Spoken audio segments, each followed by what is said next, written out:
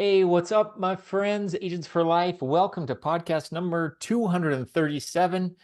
As always, I'm super glad that you're here. Got some great stuff that I want to share with you. First, a couple reminders. Where are we going to be July 22nd? I hope to see all of you. Dallas leadership meeting. Get yourself there if you can. You've been hearing me say this every week. I'm going to say no more about it today anyway. But I do hope to see you all there. We're coming down to the wire. It's a few weeks away. Couple of lessons from the field. Well, just one. This week was really strange for me. Monday and Tuesday were complete washes. All the appointments I ran were either no show, no app, not interested, reschedule, ghosted, and what else? All kinds of crazy. I don't even remember anymore. But Wednesday was app day. Wednesday I wrote 4 for 6,300, and the rest of the week was pretty much a wash. Still trying to eke out a few more before the Friday 5 o'clock deadline, but we'll see how that goes. Anyways, Wednesday saved my week. But you never know, right? You just never know which appointment's going to be that awesome one that writes 2 or 3 apps or whatever. So that's why you just keep going. Just keep putting people on your calendar because you don't know which ones are going to be the good ones. Mic drop thought. This comes from, and he doesn't even know I'm doing this, but Greg Archer said something that was actually kind of funny, but very true. And this came on one of our Saturday morning dial sessions.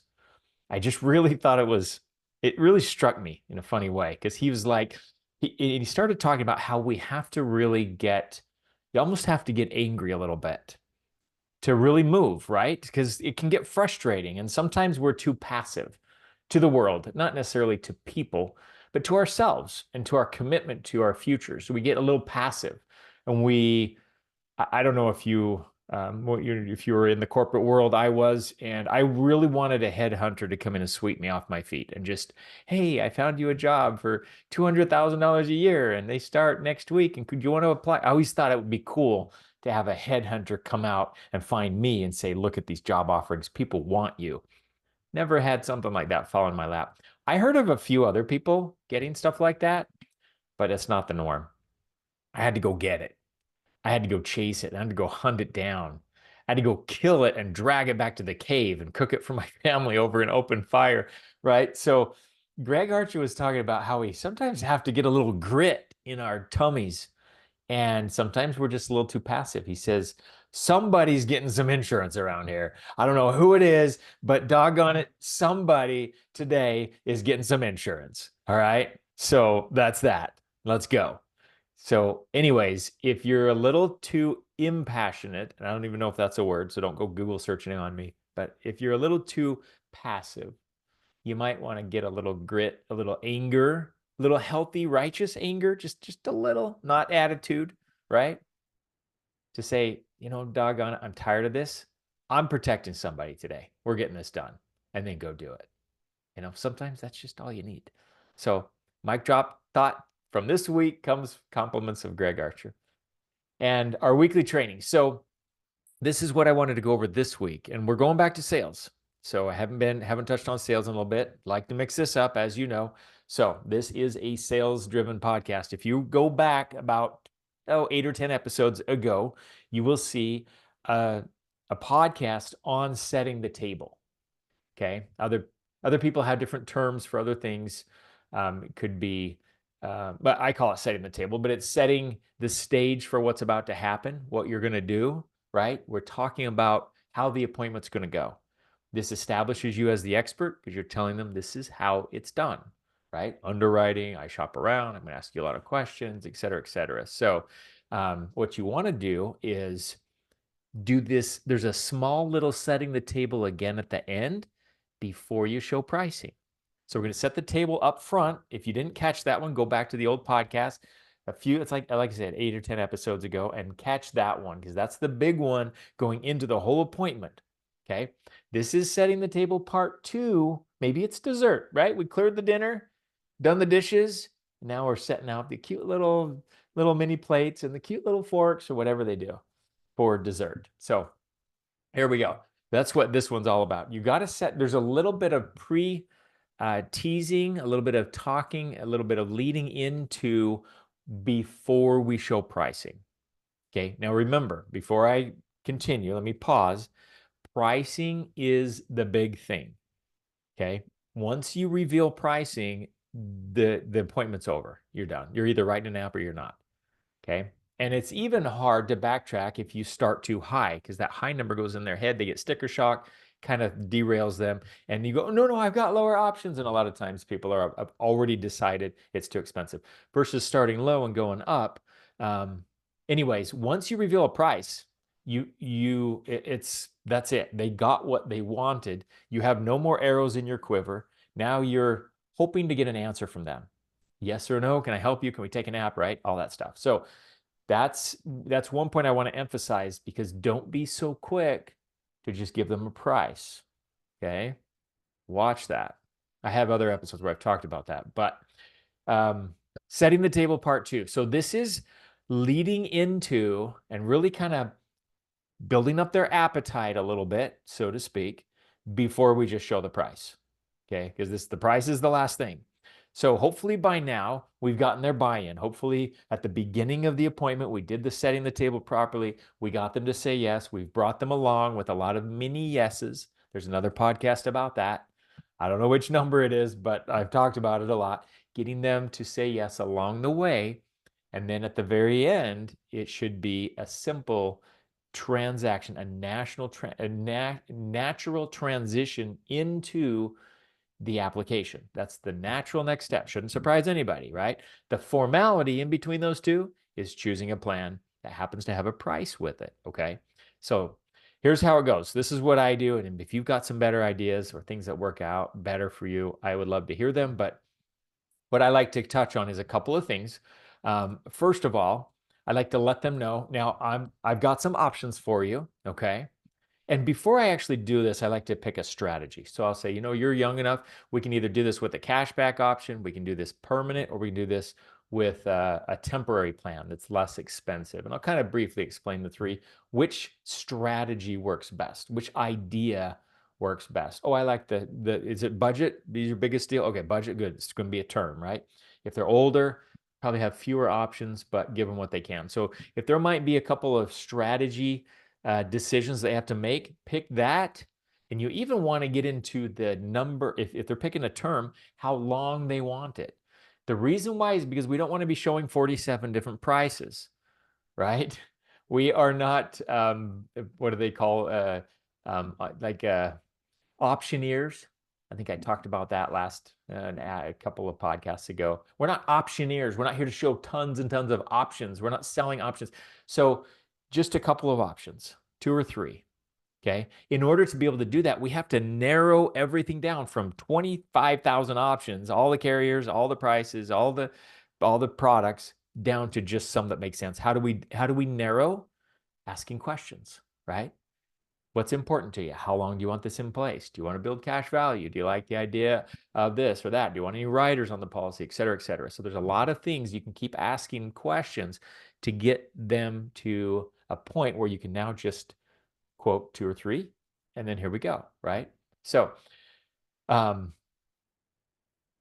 setting the table before we show the pricing. This is what I do. First of all, going into this, I like to just recap first.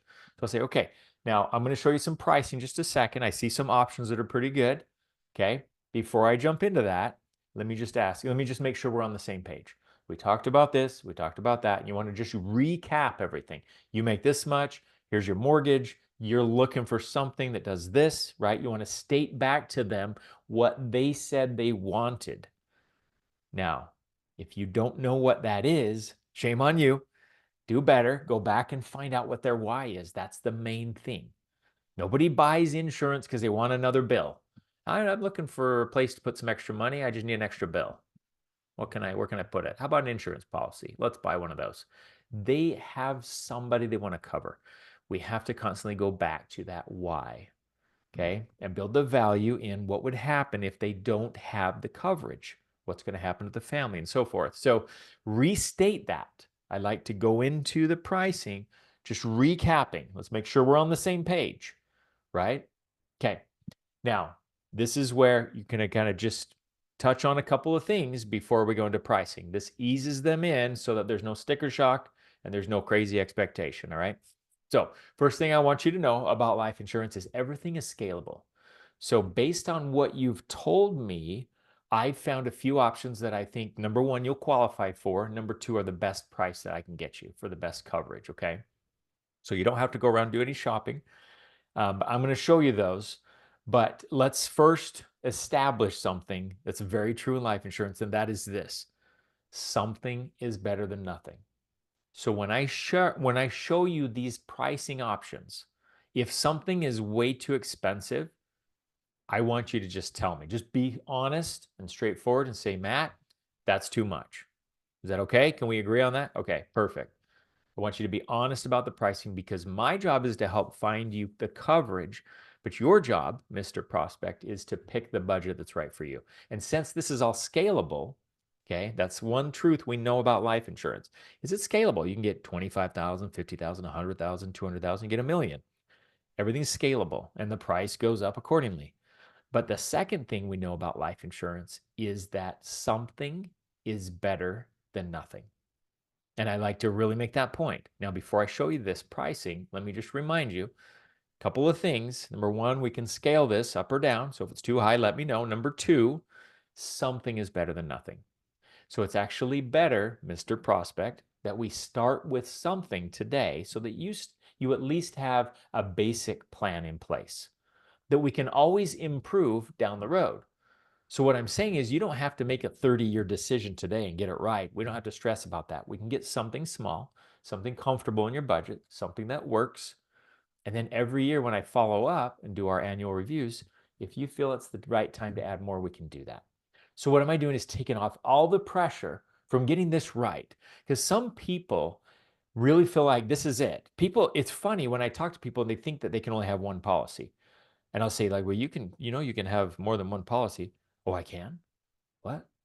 Like, yeah, you can have 10 policies. I know people that have, 5, 10, 15.